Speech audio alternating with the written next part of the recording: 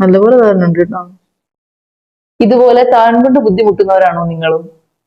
നമസ്കാരം, ഞാൻ doctor Divya, Ayurveda physician at Medivo. നമ്മൾ ഇന്ന് ഡിസ്കസ് ചെയ്യുന്നത് ഡാൻഡ്രഫിനെ കുറിച്ചാണ്. ആയുർവേദത്തിൽ ദാരുണകം എന്ന് പറയുന്നു. ഡാൻഡ്രഫ് പ്രധാനമായും രണ്ട് തരത്തിലാണ് കാണപ്പെടുന്നത്. ഓയിലി സ്കാൽപ്പിൽ ഉണ്ടാവുന്ന ഡാൻഡ്രഫും ഡ്രൈ സ്കാൽപ്പിൽ ഉണ്ടാവുന്ന ഡാൻഡ്രഫും.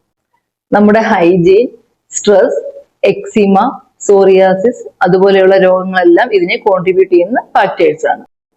ആയുർവേദത്തിലേക്ക് വരുമ്പോൾ നമ്മൾ കഫവാത പ്രിഡോമിനൻസ് ആണ് പറയുന്നത്.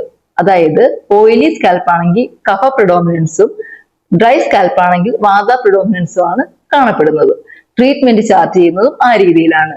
ഓയിലി ആയിട്ടുള്ള ഡാൻഡ്രഫ് ആണ് നമുക്ക് ഉണ്ടാവുന്നതെങ്കിൽ രൂക്ഷ പ്രയോഗങ്ങളും, ഡ്രൈ ആയിട്ടുള്ള സ്കാൽപ്പിൽ ഉണ്ടാവുന്ന ഡാൻഡ്രഫ് ആണെങ്കിൽ നമ്മൾ സ്നിഗ്ധ പ്രയോഗങ്ങളാണ് ചെയ്യാറുള്ളത്.